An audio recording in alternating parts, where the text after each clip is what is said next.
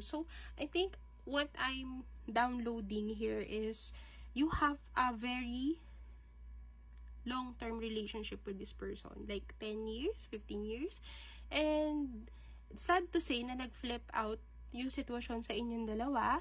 Kasi the more na nagtatagal na magkasama kayo, lalong nagiging magulo. So, there's also trust issues.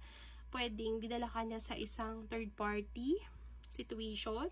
Or yung person mo, parang yung lies, yung kasinungalingan, nagpatong-patong na. And paulit-ulit na lang yung ginagawa sa'yo.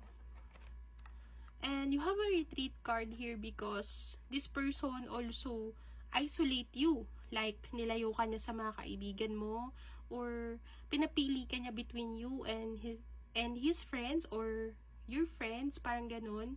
And you deserve love because you don't feel so complete with this person. Laging may kulang. Kasi every time that you're around with your person,